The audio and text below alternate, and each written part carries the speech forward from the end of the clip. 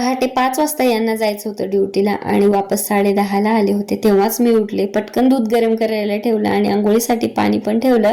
तोपर्यंत म्हटलं हे हॉलमधलं आवरून घ्यायचं, बेडशीट चेंज करून घेतलं आणि एक गरम पाणी पिले. बऱ्याच दिवस झाले, माझा गळा खूप खराब झालाय.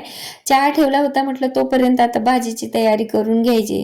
भाजीमध्ये तोरी बनवली होती आज. खरं सांगू मला नाही आवडत बरं का, पण मिस्टरांना आवडते, तर दोघींना चहामध्ये दूध जास्त टाकून देत असते.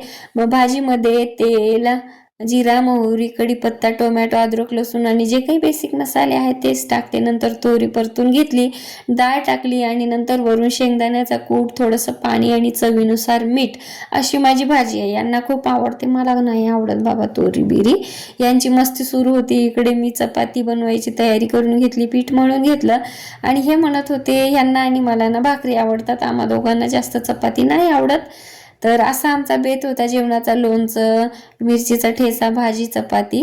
दोघींना नंतर खाली खेळायला घेऊन गेले होते. व्लॉग आवडल्यास लाईक करा, सबस्क्राईब करा. चला बाय.